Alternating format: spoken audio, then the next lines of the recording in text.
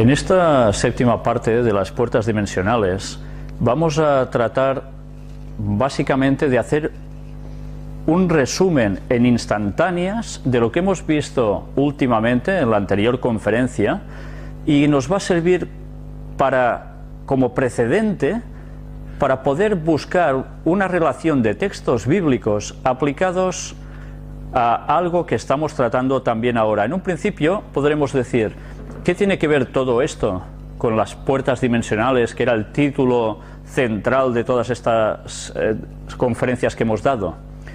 Pues bien, porque veremos que todo tiene más implicación, que va mucho más allá de lo que en un principio podíamos pensando solo precisamente, valga la redundancia, en que las puertas dimensionales es algo que está en el espacio, y veremos que también puede ser algo pero que muy cercano a nosotros mismos. Vamos a mostrar precisamente hoy los plagios de Satanás. Ya hemos visto que Satanás no inventa nada, sencillamente coge las cosas de Dios y las tuerce en algún punto para llevar a la gente a su terreno a través de un toque de engaño. Recordemos las palabras del apóstol Pablo en la segunda epístola a los Corintios, capítulo 2 y versículo 11. Para que Satanás no gane ventaja alguna sobre nosotros, pues no ignoramos sus maquinaciones. Este texto, que lo usé también cuando estuve dando conferencias, si no recuerdo mal, en Castellón y en Aluche, en Madrid, es un texto que no deberíamos dejar de tener siempre presente. No podemos ignorar las maquinaciones de Satanás. Las hemos de conocer, porque si no las conocemos, Satanás sí que va a sacar ventaja alguna sobre nosotros. Y entonces, si saca ventaja sobre nosotros, lo tiene todo a su favor para derrotarnos. Y hablar de derrota quiere decir hablar de pérdida de la eternidad para siempre. Por tanto, nosotros debemos conocer las maquinaciones de Satanás. Aquí tenemos a Buda. Es una estatua que está en esta localidad, Kapilavastu. Pero lo que me interesa de lo que veis en esta fotografía es la posición de su mano derecha, alzada. ¿Veis que tiene 3 dedos arriba, pero entre el dedo índice y el pulgar un contacto entre ellos? Hace un círculo, cierra algo. Ellos dicen que es un conducto energético. Mirad también ahora la posición típica de yoga, conocida por todo el mundo, aunque no haga yoga para nada, donde también aparece la misma posición de los dedos cerrando el círculo. En las dos instantáneas, lo que sabemos es que es una fuerza exterior del universo, del cosmos, llamadle como queráis, que penetra en nosotros, y a través de hacer nosotros este gesto cerramos el circuito para que esa energía esté dentro de nosotros. Este poder. Mirad cómo entonces tenemos que es una fuerza o una energía externa hacia el interior de la persona. Y vemos en la izquierda la imagen del Buda haciendo este signo, la imagen del yoga en este otro, las mandalas o mándalas, ya lo veis también, en círculo, cerrando, las espirales hipnóticas también, el péndulo, que también se mueve en oscilaciones, redondeando, que también se hacen sanaciones con todo esto, la serpiente, que era el equivalente a ese 6, que hemos visto también esa posición cerrada que ¡pum!, hay un algo que sobresale. La clave de sol en los pentagramas, penta, 5, la clave de fa también con un cierto giro que nos recuerda ya algo que tratamos aquí sobre las espirales un poco más alargadas. Om, que aquí tenéis el dibujito que significa Om, que es un mantra. Y a nuestra izquierda, abajo, vemos un Santo Rosario, en este caso de la Virgen María. Estas 40 bolas que están unidas en un punto, pero que también recordemos que el rosario no es algo típico solo y exclusivo de la Iglesia Católica, sino que en culturas paganas también aparecen rosarios.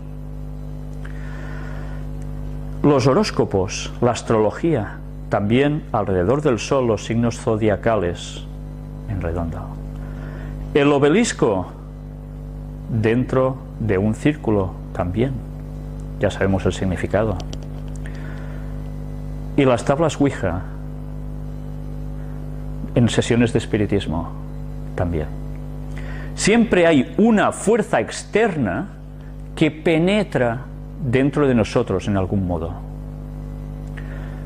Por tanto, con solo analizar y repasar esta simbología, nos damos cuenta de que hay algo que no es inherente en el ser humano, que viene desde fuera y que propicia un teórico equilibrio, una manifestación, un algo que teóricamente a nosotros debe beneficiarnos. Pero miremos también esta fuerza externa hacia nuestro interior, cómo se manifiesta también con los hindús. Recordemos que en la frente llevan lo que vemos como un puntito. Evidentemente, ¿por qué aquí? Recordemos el famoso tercer ojo, la parte espiritual del hombre, la parte que conecta con la energía del exterior que entra en nuestro cerebro. Pero vemos también a nuestra derecha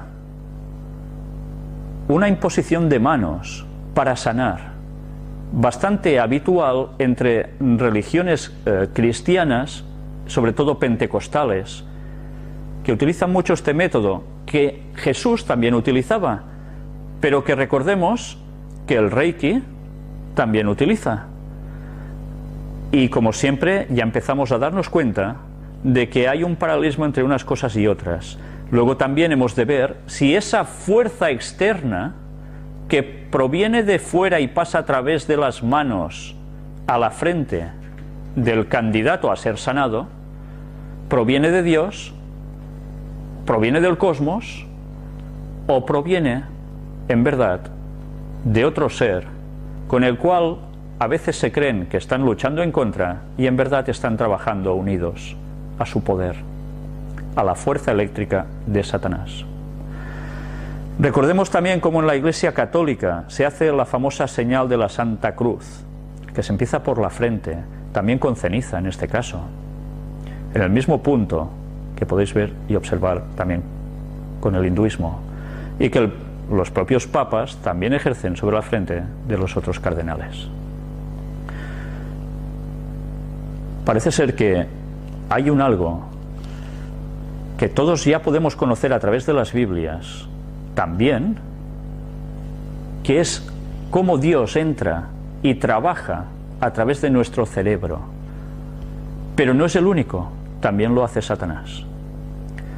Y por eso las culturas paganas, todas, básicamente, se mueven de este modo. Lo peor es que dentro del cristianismo se están utilizando sistemas muy parecidos a lo que Satanás ya hacía con las culturas paganas. Hoy aprenderemos a diferenciar entre unas cosas y otras, no porque yo lo diga, sino porque lo dice la palabra de Dios. Mientras tanto, imagen de la Virgen llora sangre en Chile. Una vez más, la Virgen sale a la palestra. Una imagen del cual brotan lágrimas de sangre. Aquí las veis.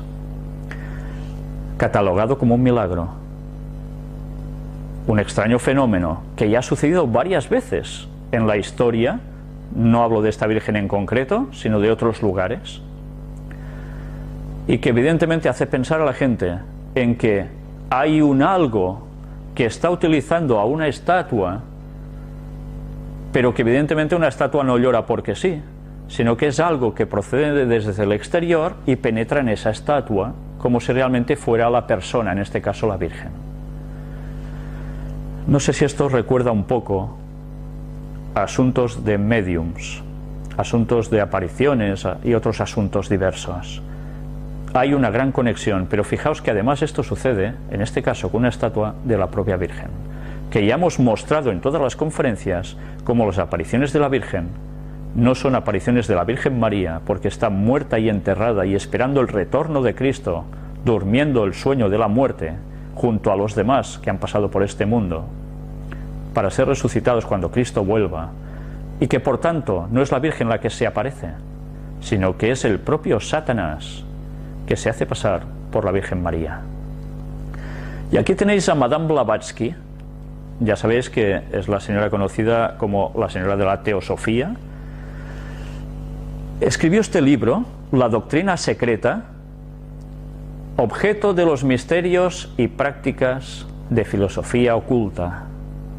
Tenéis aquí su dibujito emblema con una serie de signos que evidentemente conocéis muy bien, sobre todo este, ¿verdad? Y también este. Pero que mirad qué llegó a decir esta señora, o qué llegó a escribir. Una señora que evidentemente lo que hacía es espiritismo puro. Lucifer, Dios, diosa, Virgen Madre. Lucifer representa la vida, el pensamiento, el progreso, la civilización, la independencia. Lucifer es el Logos, la serpiente, el Salvador. Y es Lucifer quien es el Dios de nuestro planeta y el único Dios. La Virgen Celestial, que así se convierte en la madre de los dioses y los demonios de una vez y para siempre, ya que ella es la deidad benefactora que siempre ama, pero en la antigüedad y la realidad, Lucifer o Luciferius es lo mismo. Estas son las creencias de la teosofía, pero que nos vienen a decir que el bueno, el Dios, es Lucifer. Y ya veis cómo lo enlaza con la Virgen Celestial. Casi nada, ¿eh? Ahora podemos llegar a entender cómo ese logos, esa palabra, que en verdad sabemos que es Cristo, ellos lo aplican directamente a Satanás, que es la serpiente, pero además dicen que es el Salvador. Ya veis cómo invierten totalmente los papeles, a lo bueno malo y a lo malo bueno. Pues bien, habiendo hecho esta introducción, ahora vamos a mostrar unos cuantos textos bíblicos para precisamente comprobar esto, los plagios de Satanás sobre los sentidos.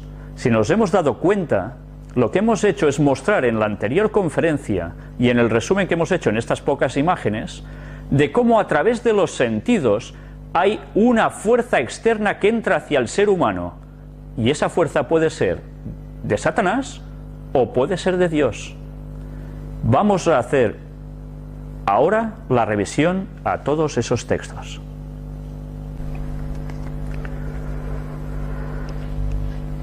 En el repaso de textos que vamos a hacer hoy, veréis que vamos a tratar los distintos sentidos de los cuales está compuesto el cuerpo humano: vista, oído, tacto, gusto, olfato y otro más.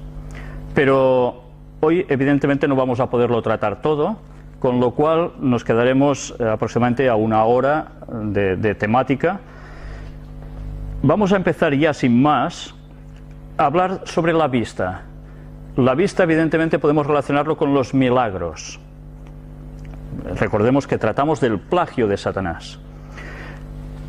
Juan capítulo 4 y versículo 45 nos dice: Cuando vino a Galilea, los galileos le recibieron, habiendo visto todas las cosas que había hecho en Jerusalén, en la fiesta, porque también ellos habían ido a la fiesta.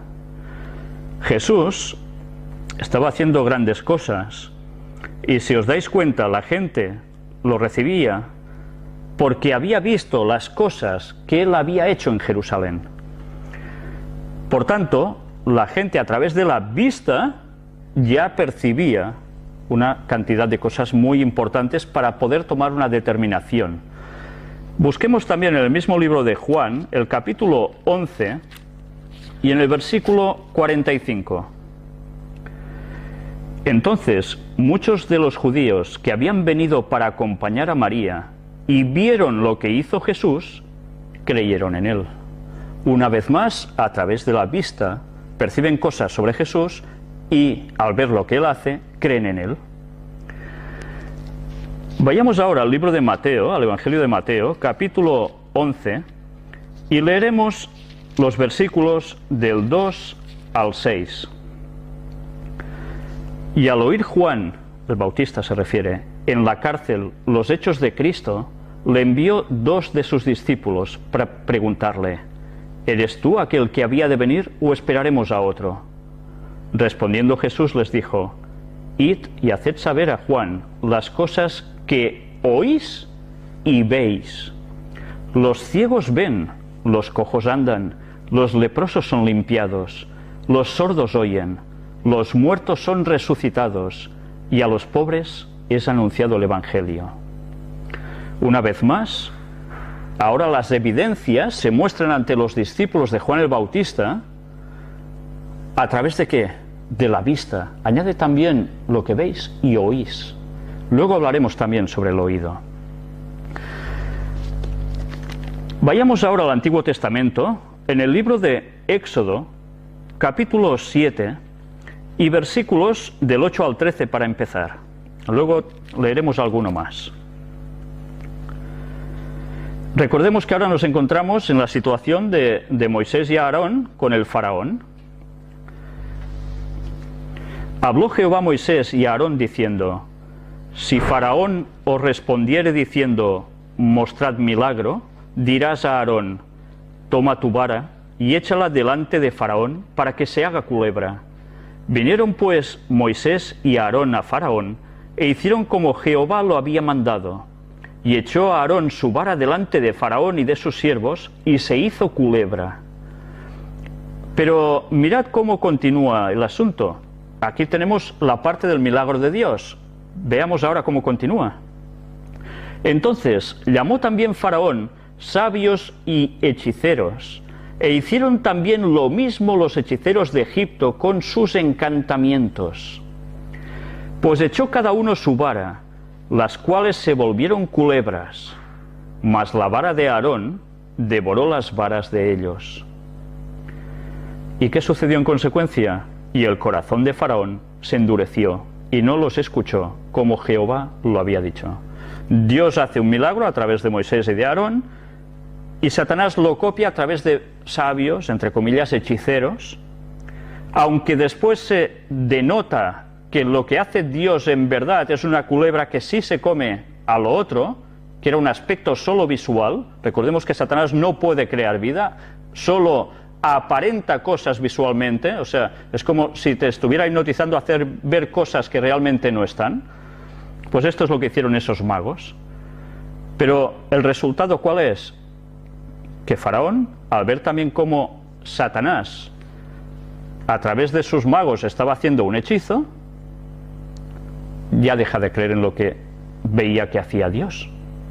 Por tanto, hay un endurecimiento.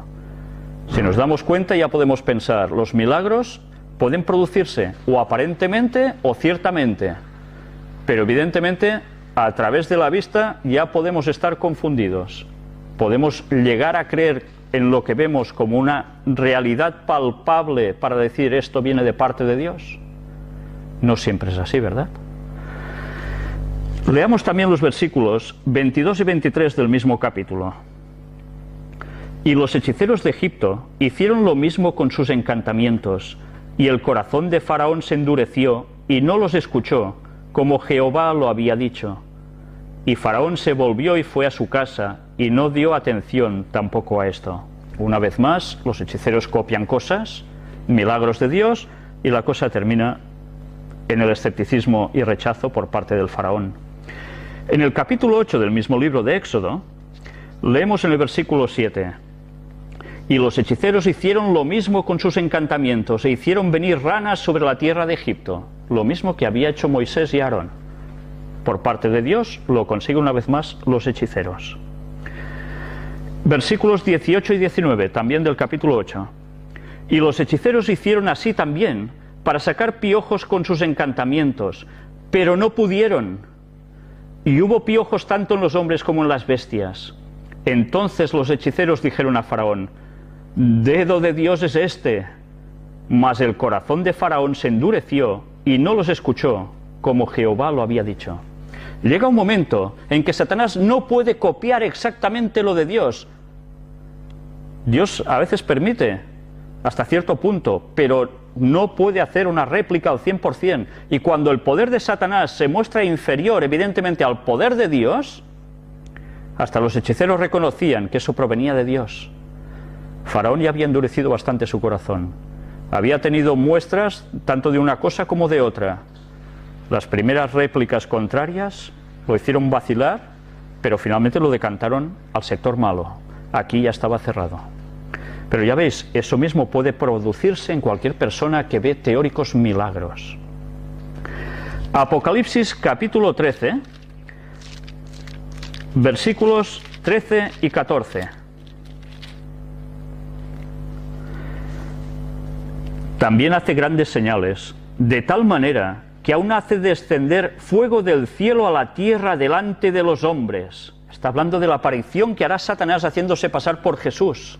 Va a llegar a hacer descender fuego del cielo, a la semejanza de lo que ocurrió cuando Elías en el monte Carmelo pidió a Dios hacer descender fuego que quemó el sacrificio, mientras todos los que seguían sacerdotes de Baal intentando, dando vueltas, haciendo a ver si finalmente se les caía el fuego y se sacrificaba todo, y no sucedió. Eso lo pudo hacer el poder de Dios. Pero ahora, en el fin del tiempo, se le va a permitir a Satanás hacer descender fuego del cielo a semejanza de lo que Dios hizo en su momento. El plagio va a ser prácticamente igual, y Dios lo va a permitir. ¿Por qué? El versículo 14 nos sigue diciendo: y engaña a los moradores de la tierra con las señales que se le ha permitido hacer en presencia de la bestia, mandando a los moradores de la tierra que le hagan imagen a la bestia que tiene la herida de espada, y vivió. Satanás hará esto en presencia de la bestia. ¿Quién es la bestia? El papado. Alguien dice a veces: el papado va a dejar de existir, la Iglesia Católica va a seguir hasta el final. Cuando Satanás venga, estará allí, a su lado. ¿Y qué hará? Le concederá que le hagan imagen a la bestia que tiene la herida de espada y vivió. La herida mortal de la que fue sanada el Vaticano. Pues bien, ya veis que los milagros, va a llegar un momento en que van a ser tan impresionantes que no podremos regirnos por el sentido de la vista para determinar si eso proviene de Dios o no. Vamos a analizar aún otros textos, como es en el libro de Juan, capítulo 9, y versículos del 35 al 41. Oyó Jesús que le habían expulsado, y hallándole le dijo: ¿crees tú en el Hijo de Dios? Respondió él y dijo: ¿quién es, Señor, para que crea en él? Le dijo Jesús: pues le has visto, y el que habla contigo, él es. Y él dijo: creo, Señor, y le adoró. Dijo Jesús: para juicio he venido yo a este mundo, para que los que no ven, vean, y los que ven, sean cegados. Entonces algunos de los fariseos que estaban con él, al oír esto, le dijeron: ¿acaso nosotros somos también ciegos? Jesús les respondió: si fuerais ciegos, no tendríais pecado, mas ahora, porque decís, vemos, vuestro pecado permanece. Démonos cuenta cómo Jesús ha sanado a alguien, a un ciego le ha recuperado la vista. Los fariseos se enfadan porque ha recuperado la vista a un ciego a través del milagro de Jesús. Es llamado a la sinagoga a hablar con ellos y es expulsado de allí. Y cuando ve a Jesús tienen este diálogo, y Jesús dice que Él viene para que los que no ven, vean. Pero no solo a nivel físico, sino también a nivel espiritual. Pero que los que teóricamente ven de verdad van a ser cegados. porque rechazaron a Cristo. Y así sigue siendo aún muchas veces.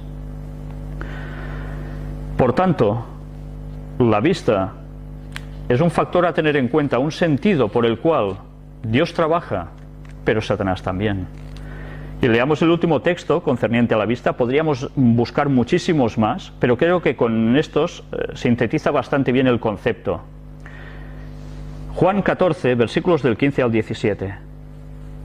Si me amáis, guardad mis mandamientos, y yo rogaré al Padre, y os dará otro Consolador, para que esté con vosotros para siempre, el Espíritu de verdad, al cual el mundo no puede recibir, porque no le ve ni le conoce. Pero vosotros le conocéis, porque mora con vosotros y estará en vosotros. Bien, sé que este texto no gusta mucho a los antitrinitarios, pero el texto es más claro, imposible ya ser más claro. Es otro Consolador, y no es el Padre, es enviado por el Padre, pero no es el Padre, y tampoco es Cristo, porque estaba allí. Entonces es otro, es la tercera persona de la divinidad, guste o no guste a quien sea, pero el texto es clarísimo, no busquemos vueltas a lo que es claro. Pero si esto no es suficiente, nos damos cuenta de que dice que si me amáis, guardad mis mandamientos. Hay una implicación entre guardar los mandamientos y recibir este Consolador, este Espíritu Santo. ¿Qué consigue el Espíritu de verdad? El mundo no puede recibirle porque no le ve. Si rechazan al Espíritu Santo, a la tercera persona de la divinidad como tal, no caminan bien. Van a quedar ciegos y engañados por algún lugar, por el propio Satanás. Por astutos y sabios que nos creamos, Satanás buscará cualquier punto para confusión. Y esto es una realidad, va asociado. Pero el orgullo a veces no deja vernos muchas cosas, y el orgullo es lo que nos va a hacer que realmente nosotros no entremos en la comunión con Dios. El reino de los cielos no va a ser para los orgullosos. Los orgullosos no pueden cambiar. El orgullo es el carácter de Satanás. No estoy diciendo con esto que los antrinitarios sean personas malas, ni mucho menos, pero que desde luego están jugando con fuego. Satanás buscará todos los puntos para hacernos caer, y veremos muchos más aún. Hemos visto sobre la vista, nunca mejor dicho, visto sobre la vista, pero ahora vamos a hablar del oído. Y lo podemos asociar, si la vista era con milagros, ¿el oído con qué? ¿Para qué sirve el oído? Para escuchar el qué. Palabra, la palabra. Pero podemos asociarlo a la fe y a la vida. ¿Cómo? Vamos a verlo. Libro de Romanos, capítulo 10, versículo 17. Así que la fe es por el oír, y el oír por la palabra de Dios. ¿Cómo recibimos a través del oído la palabra? Cuando alguien nos la cuenta. La palabra tiene un poder sobre nosotros. No es la palabra sola en sí, es el concepto que lleva esa palabra, que es lo que nos hace entender. Por tanto, si la fe es por el oír, necesitamos oír sobre la palabra de Dios. El sentido del oído, Dios también lo utiliza para captarnos. Génesis capítulo 3 y versículos del 1 al 15. Ahora veremos cómo Dios no es el único que sabe que a través del oído nos puede conquistar. El famoso relato de la desobediencia del hombre. Pero la serpiente era astuta, más que todos los animales del campo que Jehová Dios había hecho, la cual dijo a la mujer: ¿con que Dios os ha dicho no comáis de todo árbol del huerto? ¿Qué está haciendo la serpiente? Está hablando. ¿Y Eva cómo se entera? ¿A través de una extraña percepción? ¿O de unas ondas que define como? A través del oído. A través del oído escucha a la serpiente, escucha a Satanás, que está utilizando a la serpiente como el primer gran medium. Y la mujer respondió a la serpiente: del fruto de los árboles del huerto podemos comer, Pero del fruto del árbol que está en medio del huerto, dijo Dios, no comeréis de él ni le tocaréis para que no muráis. Entonces la serpiente dijo a la mujer, no moriréis, sino que sabe Dios que el día que comáis de él, serán abiertos vuestros ojos, y seréis como Dios, sabiendo el bien y el mal. A través del oído le dice que la vista suya va a cambiar la percepción de todo, tendrá un gran conocimiento como Dios. Y vio la mujer que el árbol era bueno para comer, y que era agradable a los ojos, agradable a los ojos, y árbol codiciable para alcanzar la sabiduría, y tomó de su fruto y comió. Vemos más implicaciones sobre distintos sentidos en lo que está diciendo aquí del cuerpo humano, luego lo seguiremos analizando. Y dio también a su marido, el cual comió así como ella. Entonces fueron abiertos los ojos de ambos, y conocieron que estaban desnudos. Entonces cosieron hojas de higuera y se hicieron delantales. Y oyeron la voz de Jehová Dios que se paseaba en el huerto al aire del día. Y el hombre y su mujer se escondieron de la presencia de Jehová Dios entre los árboles del huerto. Mas Jehová Dios llamó al hombre y le dijo, ¿dónde estás tú? Y él respondió, oí tu voz en el huerto y tuve miedo, porque estaba desnudo y me escondí. Y Dios le dijo, ¿quién te enseñó que estabas desnudo? ¿Has comido del árbol de que yo te mandé no comieses? Y el hombre respondió, la mujer que me diste por compañera me dio del árbol y yo comí. Entonces Jehová dijo a la mujer, ¿qué es lo que has hecho? Y dijo la mujer, la serpiente me engañó y comí. Y Jehová dijo a la serpiente, por cuanto esto hiciste, maldita serás entre todas las bestias y entre todos los animales del campo. Sobre tu pecho andarás y polvo comerás todos los días de tu vida. Hemos ido viendo cómo tanto Dios, directamente habla a la persona, en estos casos a Adán y a Eva, también lo estaba haciendo Satanás a través de la serpiente, y a través del oído la confusión llegaba. Aún se podía decidir por cuál decantarse, pero por oír la voz satánica y seguir dialogando con una voz así, se termina bajo su poder hipnótico para acceder al pecado, su poder de convencimiento total. Pero ya veis, Dios le dice a la serpiente que terminará por arrastrarse por el suelo, señal de que antes la serpiente no se arrastraba, volaba. De ahí viene el dragón, el símbolo del dragón, la serpiente antigua que volaba. ¿Entendéis? Todo el concepto oriental de adoración al dragón es el concepto de adoración a Satanás. Pero mirad cómo termina la cuestión.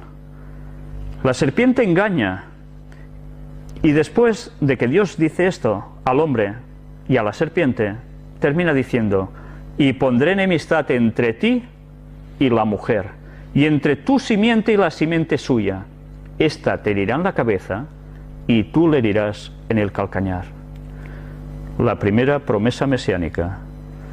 Satanás, al que se está refiriendo, él habla a la serpiente, evidentemente se está refiriendo a Satanás, pondrá enemistad entre el linaje, los que no van a seguir las cosas de Dios, contra el linaje de la mujer, del cual debía salir por descendencia genealógica el mismísimo Jesús para salvar a la humanidad. De ahí hubo esa enemistad y esa guerra continua ya en la tierra, no ya en el cielo sino en la tierra. Y mientras Satanás inflige una terrible herida a Cristo, matándolo en la cruz, al mismo tiempo, esa muerte de Cristo es lo que le da el triunfo y aplasta a la serpiente a Satanás. Allí Satanás ya ha perdido. Es su sentencia. Y esta es la promesa de que el Mesías vendría una vez. Y la promesa básica de que gracias a eso nos iba a salvar a todos. Leamos ahora también en el libro de Juan, capítulo 5 y versículo 39.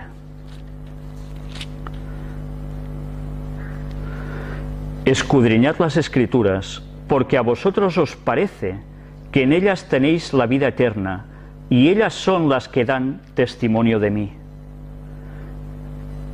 Esto es la palabra, ¿no? Escudriñar las Escrituras es la palabra de Dios. Escudriñamos ¿cómo? Leyendo por nosotros mismos, sí, pero también oyendo de la palabra de Dios. Y así vamos escudriñando. Leamos también en el capítulo 6 del mismo libro de Juan, el versículo 63.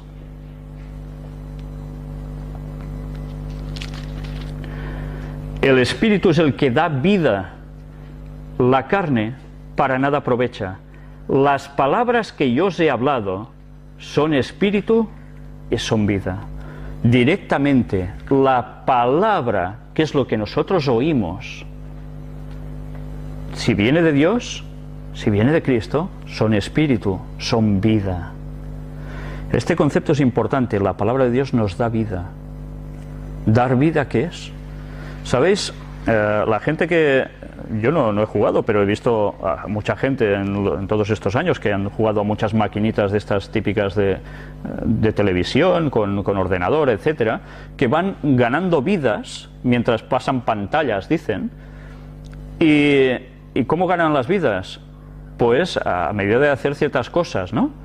Pues en cierto modo, aquí está sucediendo lo mismo. Nosotros ganamos vida realmente, energía procedente de Dios por su palabra. Nos revitaliza. Y este concepto no siempre lo tenemos claro, pero la propia palabra de Dios nos da vida auténticamente, nos rehace. Leamos también del mismo capítulo 6, versículos 68 y 69. Le respondió Simón Pedro: Señor, ¿a quién iremos? Tú tienes palabras de vida eterna. Y nosotros hemos creído y conocemos que tú eres el Cristo, el Hijo del Dios viviente. ¿Os dais cuenta? Tú tienes palabras de vida eterna. Las palabras de Dios en nuestros oídos son lo que nos va a propiciar la vida eterna. Al menos que hagamos así y no queramos saber nada de oír la palabra de Dios. Ya vemos cómo a través del oído, del sentido del oído, interviene Dios, pero Satanás también. Esas espirales, esos concéntricos que tenemos en la vista, en el oído, lo estuvimos viendo la semana anterior, es curioso. Pero ahora me salía en catalán, además, ¿cómo se trabaja en el oído? Nuestros sentidos, ¿cómo pueden estar para bien o estar para el mal? Hay algo clave, y es la música. Vamos a ver unos textos, porque si Satanás plagia siempre lo de Dios, ¿os creéis que con la música no lo haría acaso? Veamos primero Éxodo capítulo 14 y versículo 31. Y vio Israel aquel grande hecho que Jehová ejecutó contra los egipcios, y el pueblo temió a Jehová, y creyeron a Jehová y a Moisés su siervo. ¿Y cómo continúa el capítulo 15, versículo 1? Entonces cantó Moisés y los hijos de Israel este cántico a Jehová y dijeron: Cantaré yo a Jehová porque se ha magnificado grandemente, ha echado en el mar al caballo y al jinete. Y va continuando todo un cántico. Era la liberación de cuando los carros de Faraón quedan sumergidos al cruzar por el Mar Rojo. Recordamos que en las conferencias anteriores sobre Ron Wyatt mostramos cómo aparecen esos carros, aún restos, y caballos, restos, en ese mar. Fue un hecho, esto no es ciencia ficción, es verdad. Pero ¿cómo reaccionan ellos? Cantando. Y el canto puede ser algo que nos acerque a Dios, ¿verdad? Aquí es una prueba palpable. Pero leamos también en Primera de Crónicas, capítulo 15, versículos 21 y 22. Matatías, Elifeleju, Mignías, Obetedom, Jehiel y Azacías tenían arpas afinadas en la octava para dirigir, y Kenanías, principal de los levitas en la música, fue puesto para dirigir el canto, porque era entendido en ello. Ya los levitas, en el santuario y en el templo posteriormente, utilizaban la música para acercarse a Dios, porque a través del sentido del oído, la música nos cambia a nosotros también, nos hace percibir muchas sensaciones, ¿verdad?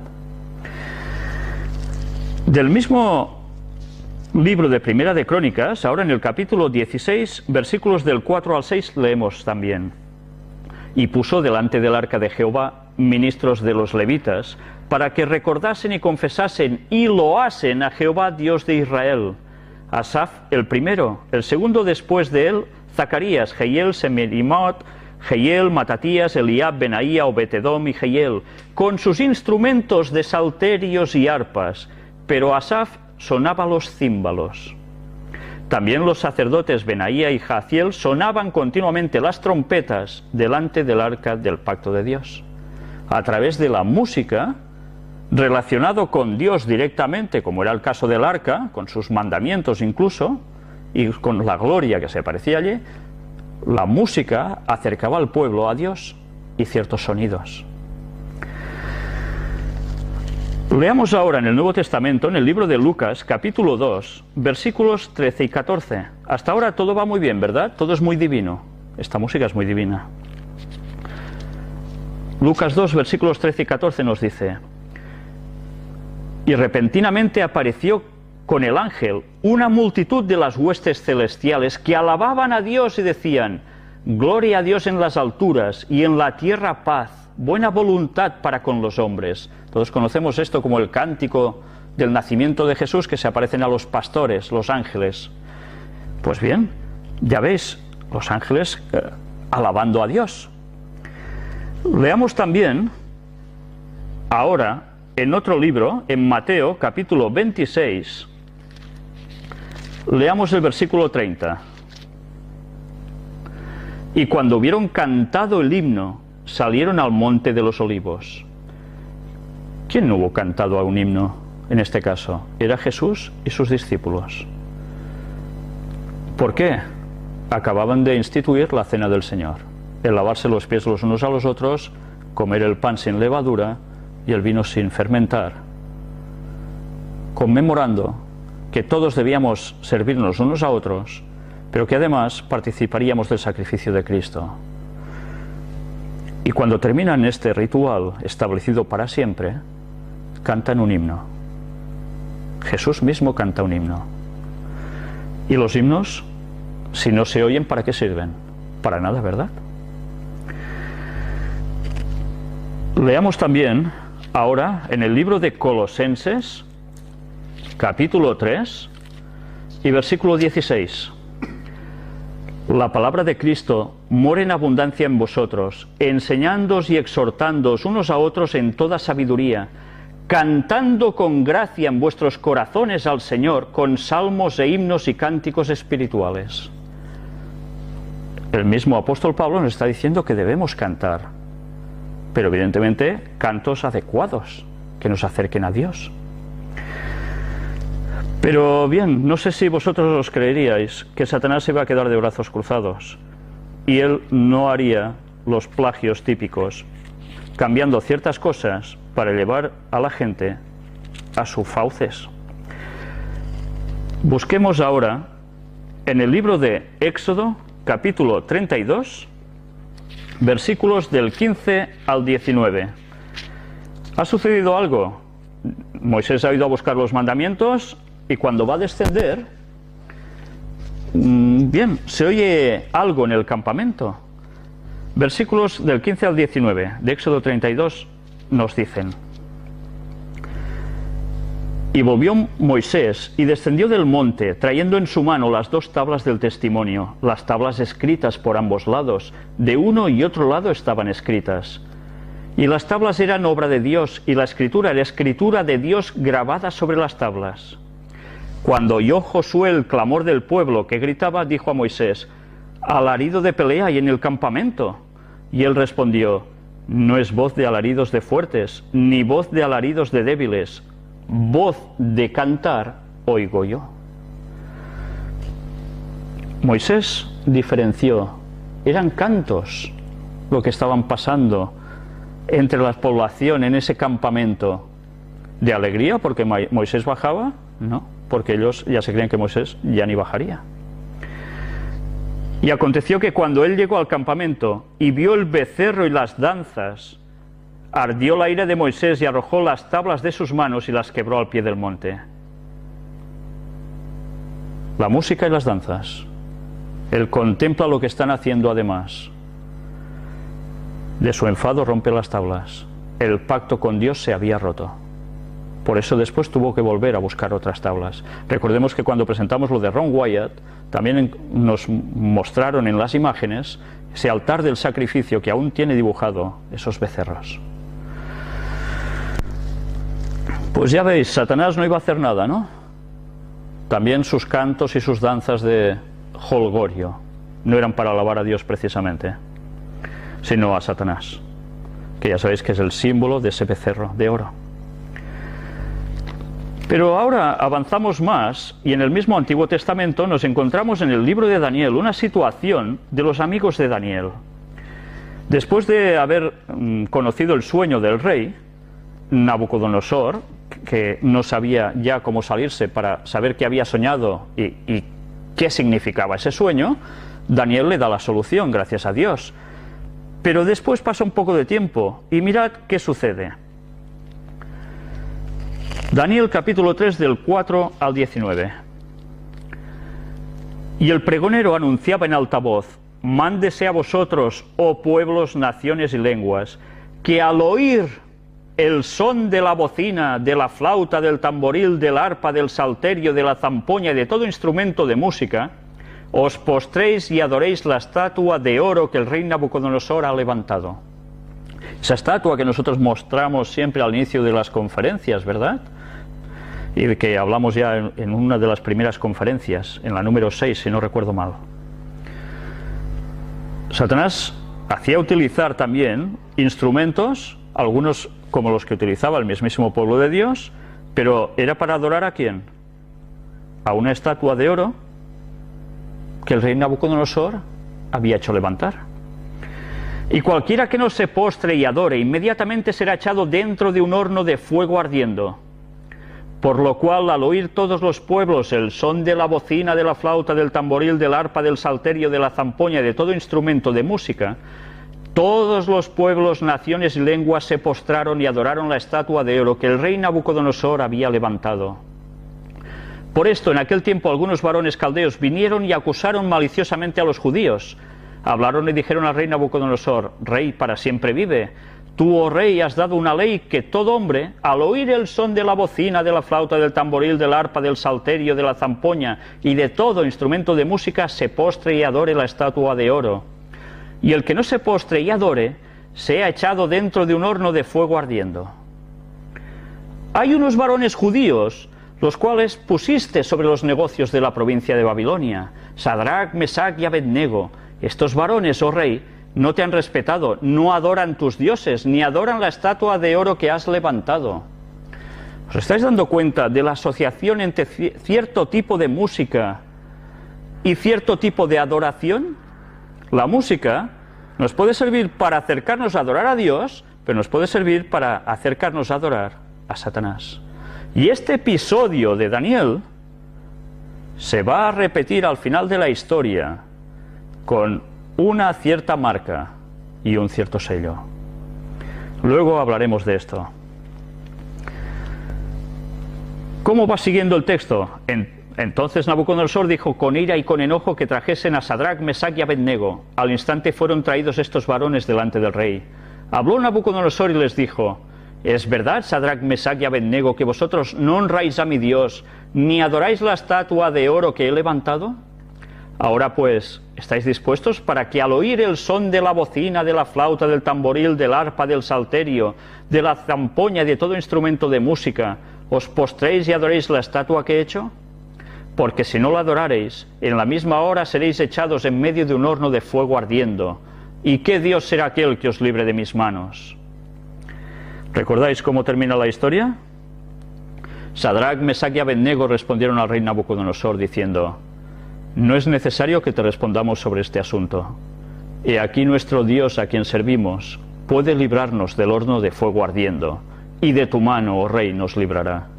Y si no, sepas, oh rey, que no serviremos a tus dioses, ni tampoco adoraremos la estatua que has levantado.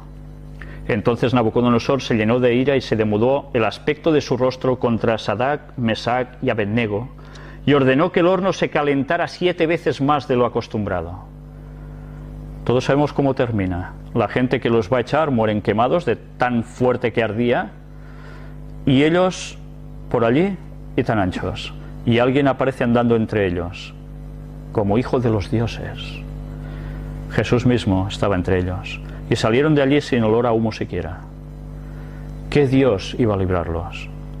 Quizás Dios podía haber dicho: no, van a morir como mártires. Pero tenía otros planes e hizo el milagro. Pero ya veis cómo detrás de toda esta adoración hacia Satanás, a través de esa estatua que simbolizaba lo que ya sabéis a través de Daniel 2, a través de la música, llevaba a la gente a una adoración en concreto. Mientras Dios tenía otro tipo de adoración, otro tipo de música. Leamos ahora en el libro de Amós, capítulo 8, un texto muy interesante, pero que muy interesante. Amós 8:3 nos dice: y los cantores del templo gemirán en aquel día, dice Jehová el Señor. Muchos serán los cuerpos muertos, en todo lugar los echarán fuera en silencio. Este texto diréis: ¿qué tiene de tan especial? Cantores del templo que cantan, que gimen, porque... ¿por qué? Pues porque precisamente este texto está en un futuro. En un futuro, cuando haya un templo levantado en Jerusalén contra la voluntad de Dios, y que tendrá su ritual de cantores del templo como estaban antaño. ¿Que me estoy inventando esto? No, no me lo estoy inventando yo. Ellen White también escribe hablando de las últimas plagas y pone precisamente entre las plagas este texto. ¿Cómo pueden cantar cantores del templo si no hay un templo que se va a levantar porque ahora no está? ¿Entendéis? Va a haber un tercer templo en Jerusalén. Seguro, va a haberlo. Pero ya veis, ellos, diciendo servir a Dios, cantarán también, pero no estarán sirviendo a Dios. La música, una vez más, para servir a quien no es Dios en realidad. Y ahora leamos Apocalipsis capítulo 5 y leamos el versículo 8.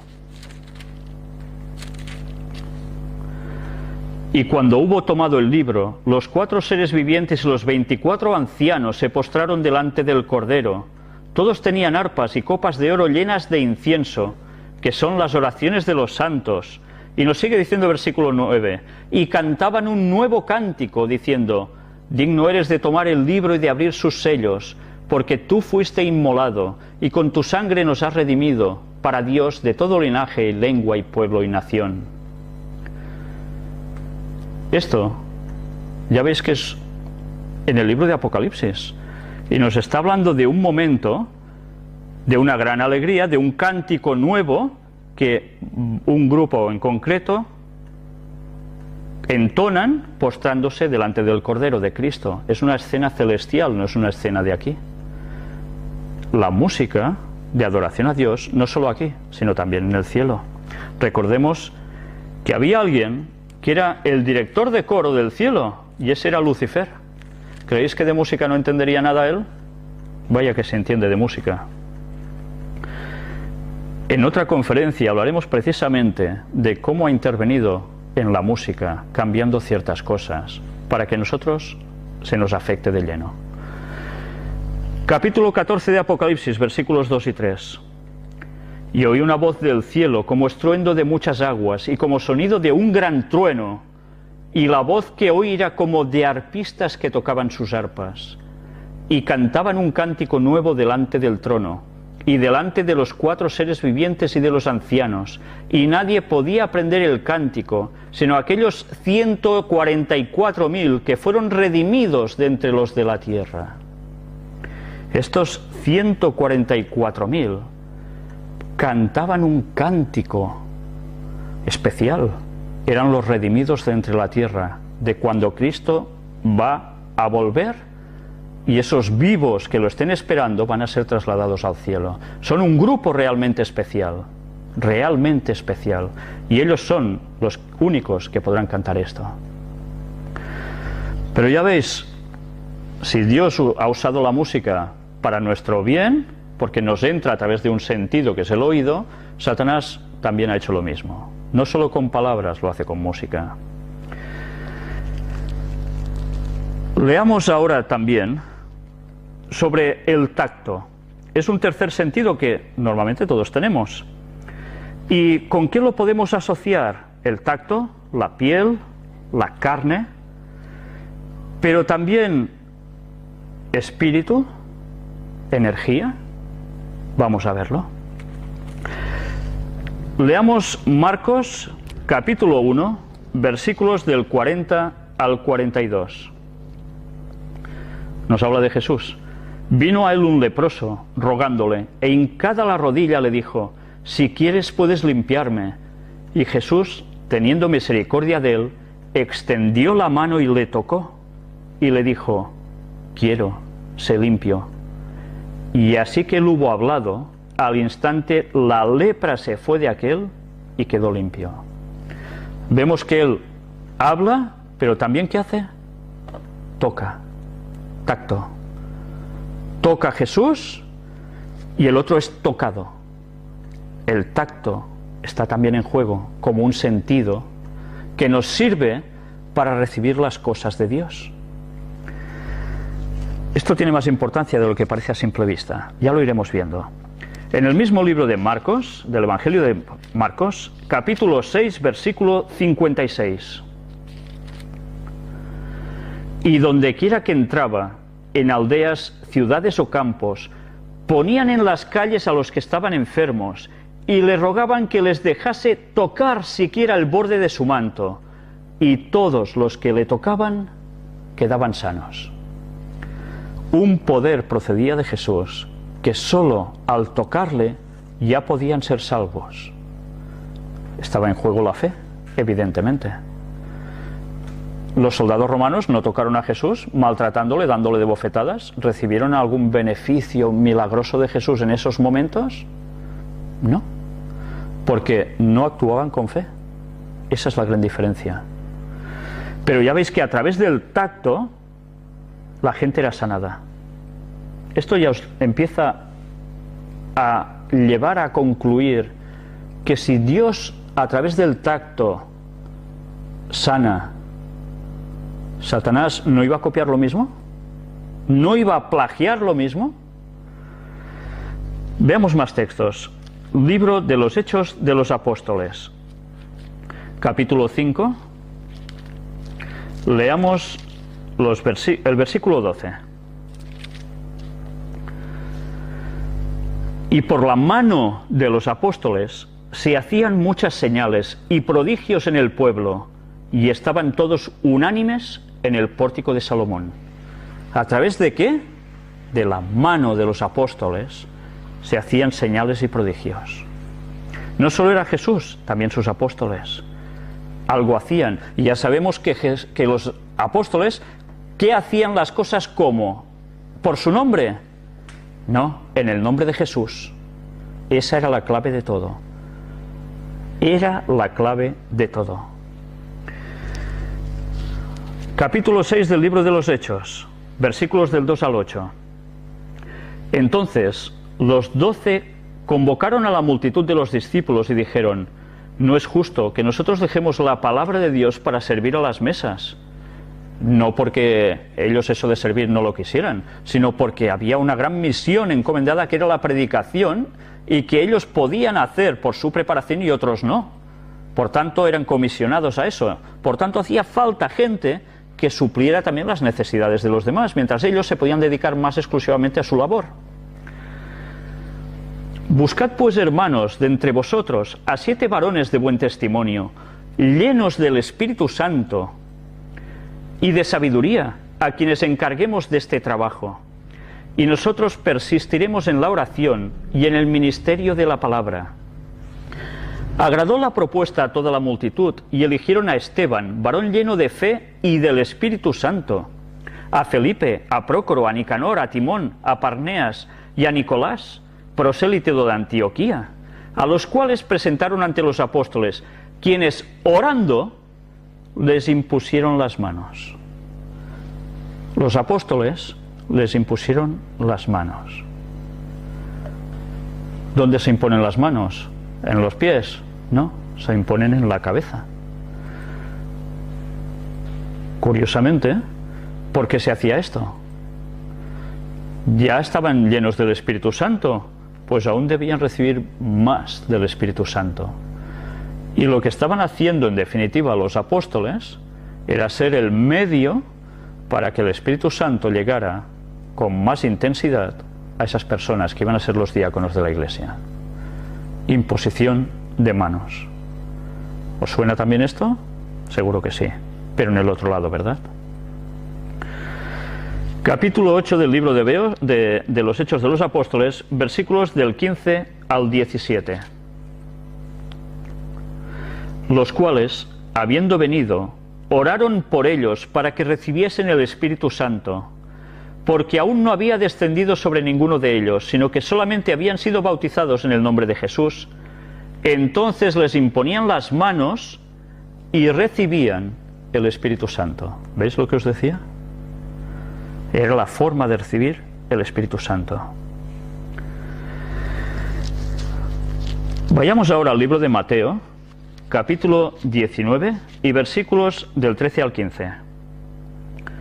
Entonces le fueron presentados unos niños a Jesús, para que pusiese las manos sobre ellos y orase. Y los discípulos les reprendieron, pero Jesús dijo: dejad a los niños venir a mí, y no se lo impidáis, porque de los tales es el reino de los cielos. Y habiendo puesto sobre ellos las manos, se fue de allí. ¿Os dais cuenta de la importancia de imponer las manos? Síntoma de bendición, pero también de transmitir el Espíritu Santo. Algo sagrado, realmente sagrado. En el libro siguiente, en el de Marcos, capítulo 16, leamos el versículo 18. Jesús comisiona a los apóstoles y les dice, ya antes de ascender al cielo: tomarán en las manos serpientes, y si bebieren cosa mortífera, no les hará daño.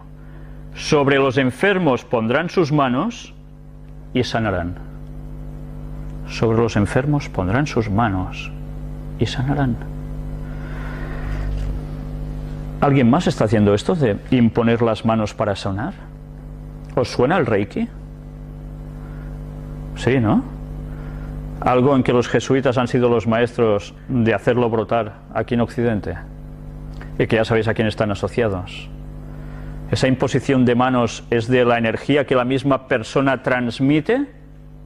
Nosotros sí que tenemos una carga eléctrica, pero no tenemos una supercarga eléctrica. Si nosotros imponemos las manos, sí que es cierto que cuando tú tienes un poco de dolencia en algún lugar, te pones la mano y a ver, ¿y qué te pasa? Que a través de la energía de tu propia mano consigues que el dolor mengüe. Pero nosotros tenemos una energía muy limitada, y nadie tiene una superenergía, y menos actualmente, después de 6.000 años de historia de humanidad, en la cual podamos poner una mano encima de alguien y sanar porque sí. Nosotros somos transmisores de otra energía que no es nuestra, sino que procede de nuestro exterior, y a través del tacto se impone sobre alguien. Pero esa energía no proviene de un cosmos, de un espacio muerto, sino que procede de uno de los dos seres que quiere estar en nosotros. O es Dios o es Satanás. Sanaciones puede haberlas, y del lado del maligno. Y la gente incluso que hace eso puede creer que realmente está obrando por un poder bueno. Y no saben que están haciendo del poder de medium del propio Lucifer. Y eso trae unas consecuencias para ellos, pero también para los otros. Sí, los otros pueden quedar sanados, pero los otros, a partir de entonces, han abierto una puerta. ¿Entendéis lo de las puertas? Han abierto una puerta al mismísimo Satanás para que pueda jugar más con ellos en su propia mente y en sus propias vidas. Tened eso presente y meditad mucho si estáis en estas situaciones. Acercaos a Dios y convertíos, porque si no, no vais a tener escapatoria. Porque quien no está con Dios solo puede estar con el enemigo. No hay más. Olvidaros de una tercera situación, no hay otra. En el libro de Hechos, capítulo 8, leemos versículos del 18 al 24. Cuando vio Simón que por la imposición de las manos de los apóstoles se daba el Espíritu Santo, les ofreció dinero. Simón el Mago, conocido como Simón el Mago, ve que los apóstoles a través de las manos dan el Espíritu Santo a los demás, y él dice, esto me interesa a mí, diciendo, dadme también a mí este poder, reconoce que hay un poder, para que cualquiera a quien yo impusiere las manos, reciba el Espíritu Santo. Entonces Pedro le dijo, tu dinero perezca contigo, porque has pensado que el don de Dios se obtiene con dinero. No tienes tu parte ni suerte en este asunto, porque tu corazón no es recto delante de Dios. El poder de Dios no se compra. El poder de Dios lo otorga Él a quien Él quiere. Pero evidentemente a quien Él quiere y que esta persona ande en sus caminos. Si no, no. ¿Entendéis? Y si ese poder no viene de Dios, ¿de quién va a venir entonces? ¿Es innato en la persona? No, no os engañéis. Viene de Satanás. Los plagios de Satanás.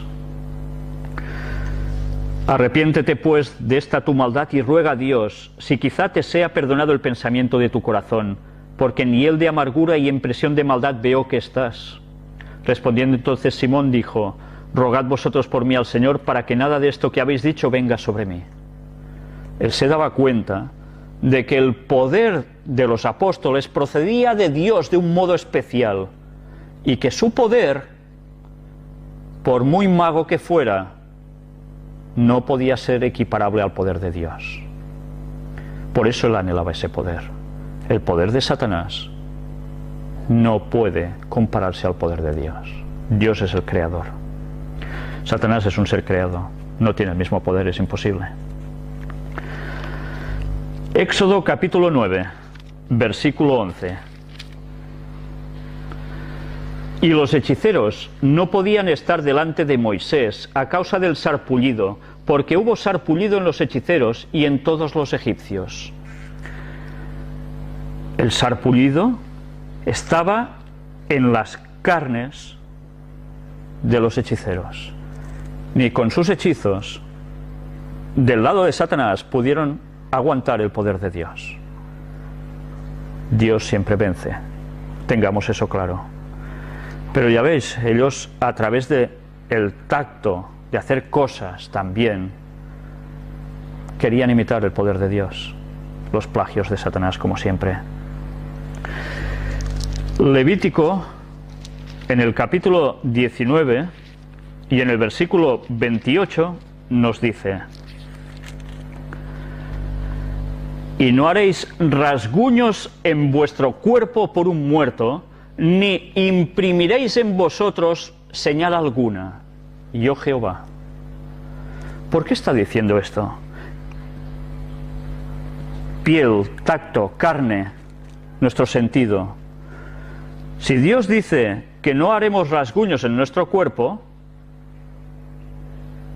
por un muerto, en este caso lo dice, ¿qué quiere decir esto? Que antes se hacía como una profesión hacia el muerto, el zajarse. Pero también se hacía esto mismo, recordemos, los adoradores de Baal, los sacerdotes, mientras estaban invocando, también se zajaban. Esto no proviene de parte de Dios. Nosotros no vamos a herir nuestro cuerpo, ¿entendéis? Pero es curiosa la parte que viene después, cuando dice, ni imprimiréis en vosotros señal alguna. Porque las señales que se imprimían iban vinculadas a adoración.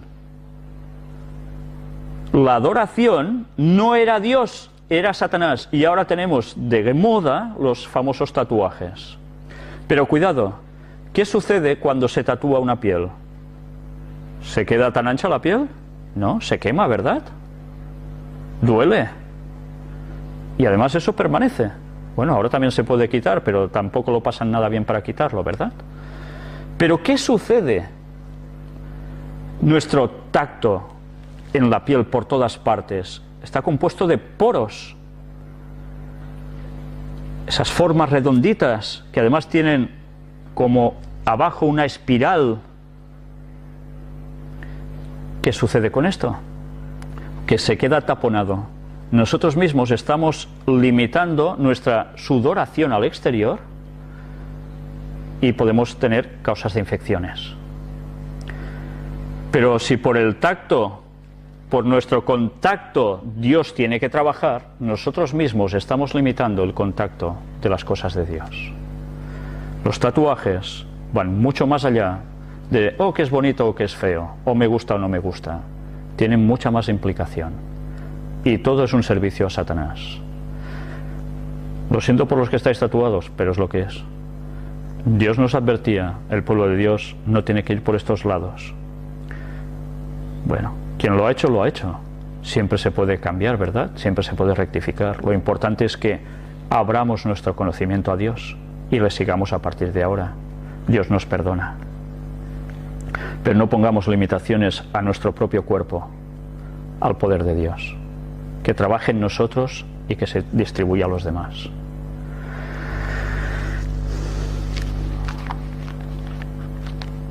Leamos ahora en el libro de Habacuc, capítulo 3 y versículo 4. Es un texto realmente impresionante. Está hablando de algo que nos trasciende y es el retorno de Cristo, la segunda venida. Jesús aún no había nacido en Belén y ha estado hablando de su segunda venida y nos describe el momento de esa venida. Y mirad qué detalle da en el versículo 4 de este capítulo 3.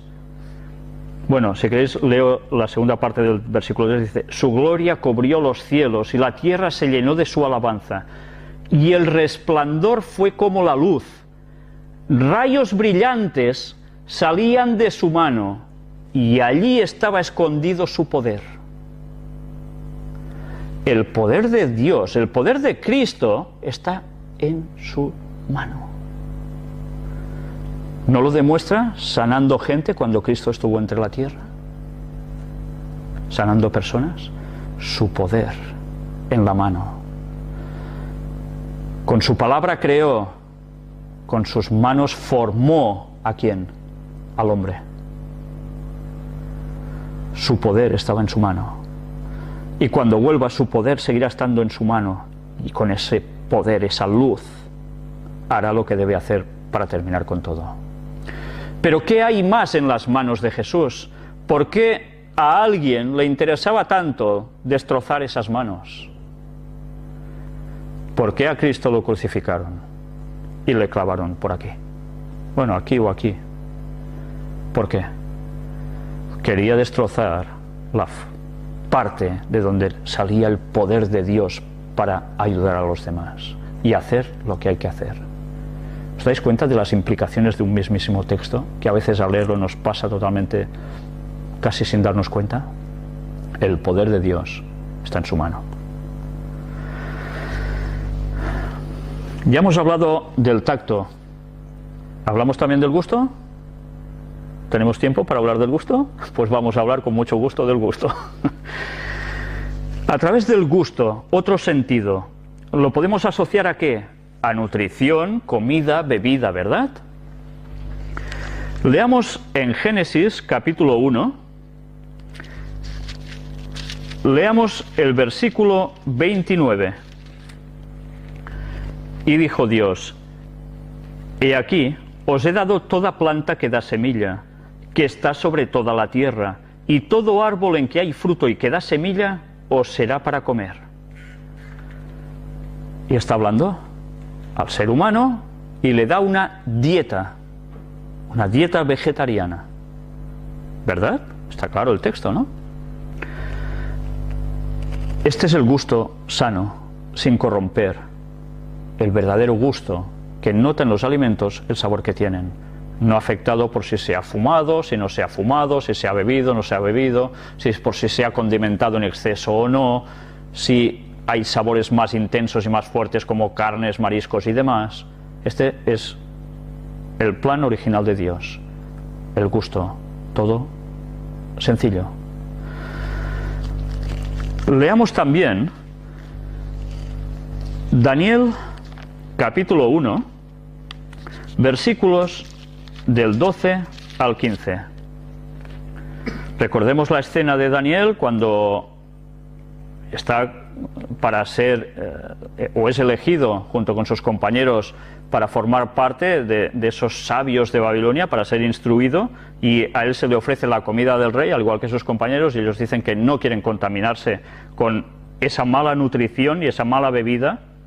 Y mirad los versículos del 12 al 15. Te ruego que hagas la prueba con tus siervos por 10 días, y nos den legumbres a comer y agua a beber.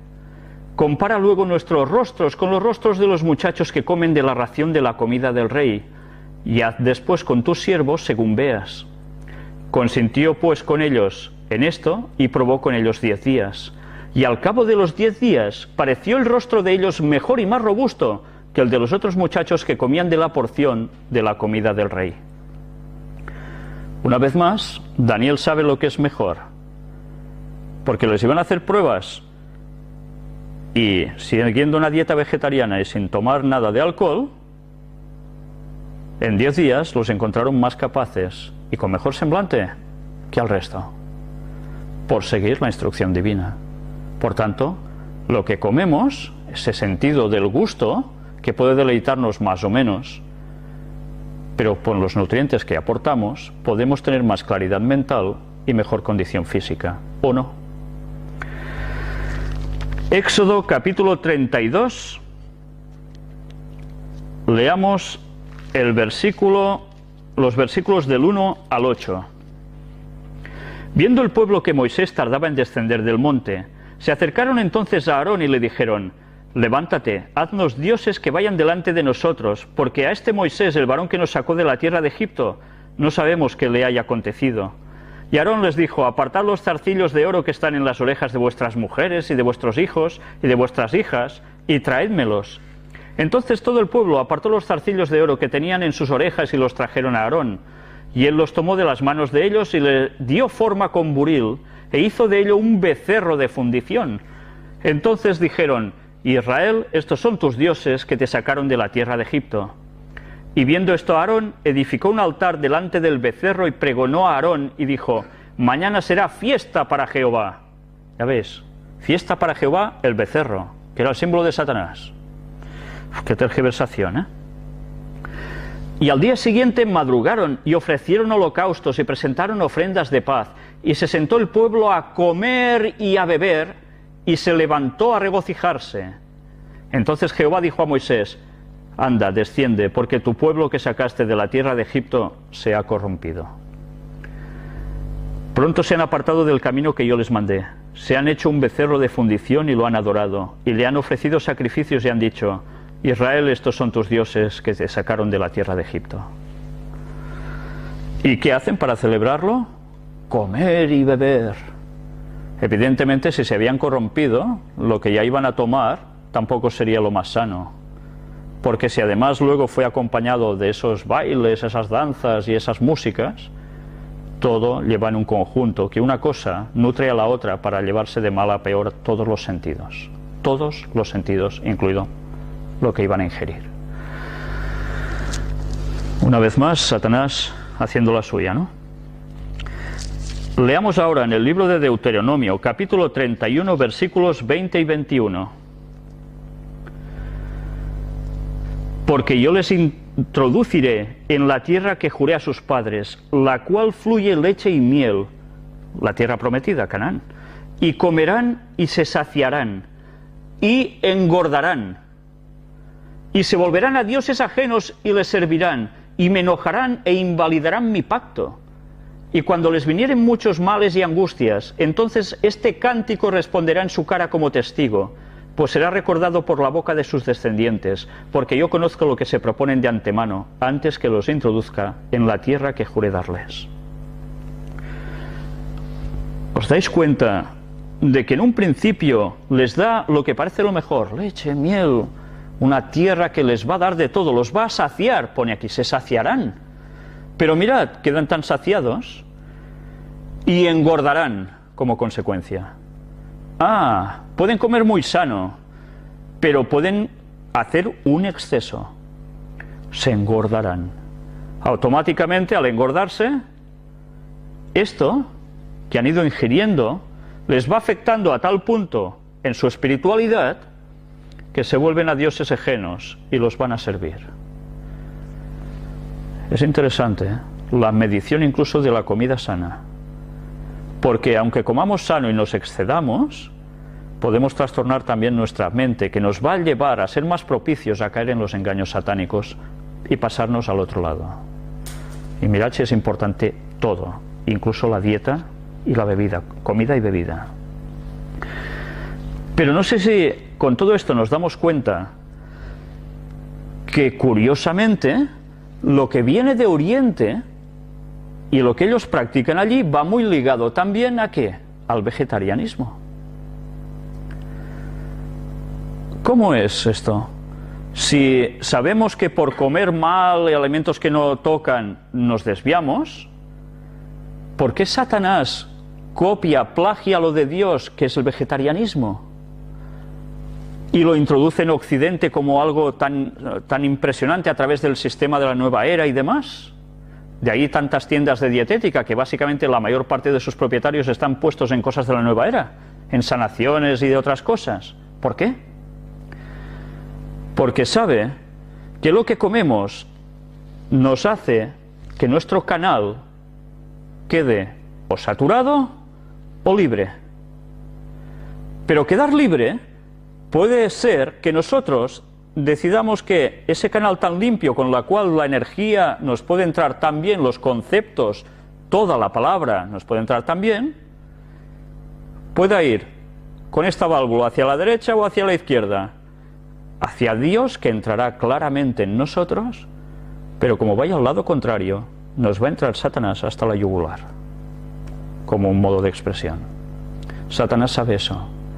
Por eso el mundo oriental coge el vegetarianismo con una gran fuerza, que el pueblo de Dios también debe tener. ¿Y quién tiene la verdad entonces? ¿Te puedes regir solo por la dieta para decidir quién tiene la verdad de Dios? Es que no. Una vez más, Satanás trabaja para confundir, incluso en lo bueno. Ya lo veis, el sentido del gusto, Satanás también trabaja, cómo no. Y ahora leamos en el libro de los Filipenses, la carta a los Filipenses, escrita por el apóstol Pablo, el capítulo 3, versículos 19 y 20. El fin de los cuales será perdición, cuyo Dios es el vientre, y cuya gloria es su vergüenza, que solo piensan en lo terrenal. Mas nuestra ciudadanía está en los cielos, de donde también esperamos al Salvador, al Señor Jesucristo, cuyo Dios es el vientre. ¿Qué dicen los textos? Venga, comamos y bebamos, que mañana moriremos. Cuyo Dios es el vientre. Bien, ya sabéis que esto es lo que está de moda en las televisiones y en tantos lugares, ¿no? Venga, hablar de comer y hay que comer lo que sea y es excelente y qué gusto y que no sé qué. Y se están apartando además de la dieta sana. Pues evidentemente todo esto ¿qué va a hacer? Que nos taponemos de las cosas de Dios y objetaremos más a las cosas de Dios. Por tanto, ¿que conseguiremos la salvación? No, todo lo contrario. Y ya podemos ir esperando a que algún día todo se arregle. Jesús es el que va a arreglarlo en su segunda venida, pero como nosotros no hagamos lo que debemos hacer, lo vamos a tener bastante claro. Leamos ahora un texto en el libro de Romanos, capítulo 14 y versículo 17.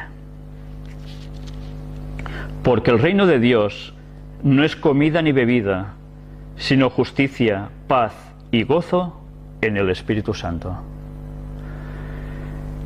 Venga a comer, venga a beber, esto es la excelencia. No, el reino de Dios no está compuesto de comida y bebida, no.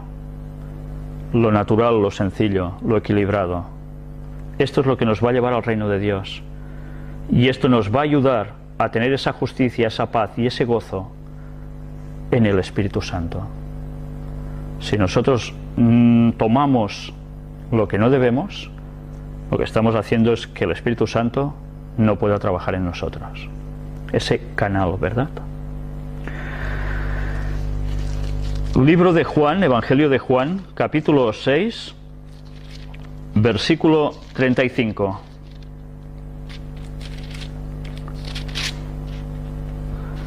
Jesús les dijo: Yo soy el pan de vida. El que a mí viene nunca tendrá hambre, y el que en mí cree no tendrá sed jamás. ¿Qué está diciendo Jesús? Que es el pan de vida y el que abastece y sacia nuestra sed. El pan de vida, ¿de qué vida habla? La vida llena, la vida eterna. Este es Jesús. Ya vemos el paralelismo con lo que ponemos como nutriente en nuestro cerebro también. El pan de vida, la palabra de Dios. Es Él, es Cristo. Y leamos ahora también en el Evangelio de Lucas, capítulo 4 y versículo 4. Jesús respondiendo le dijo: Escrito está, no solo de pan vivirá el hombre, sino de toda palabra de Dios. Una vez más, la palabra de Dios simboliza también el pan.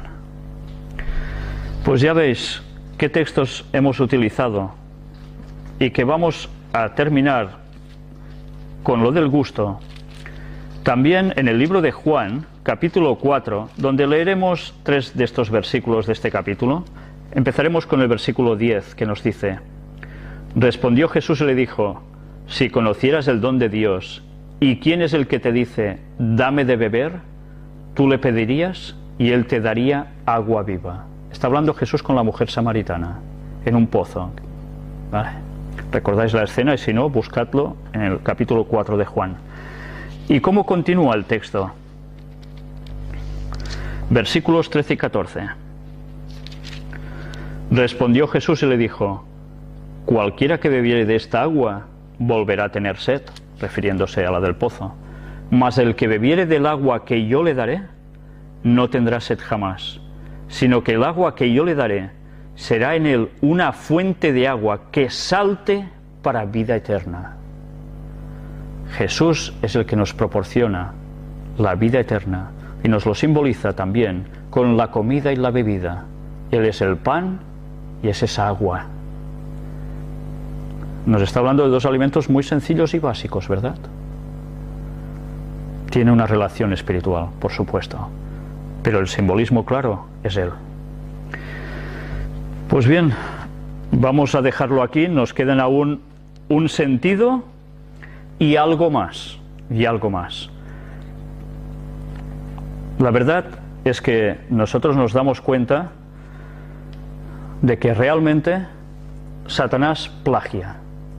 Y Satanás conoce nuestros sentidos a la perfección. y utiliza esas formas que están en el espacio, en nuestro cuerpo, por las cuales, a través de las cuales nuestros órganos pueden funcionar, recibir conceptos, recibir enseñanzas, recibir energía, recibir muchas cosas. Y Satanás, que nos ha estudiado también muy bien, y ha estudiado la naturaleza de Dios, al igual que estudia las profecías, desvirtúa todo lo de Dios, dándole su toque que nos lleva a la perdición. Tengamos presente que los sentidos son la clave para entender a Dios, acercarnos a Él, o a Satanás. Bien, sencillamente quiero dejaros con esto y pidamos a Dios que verdaderamente nos dé entendimiento para hacer lo que realmente debemos, que es estar con Él, cueste lo que cueste. Gracias, y seguirá todo en la octava parte, si Dios quiere, de las puertas dimensionales.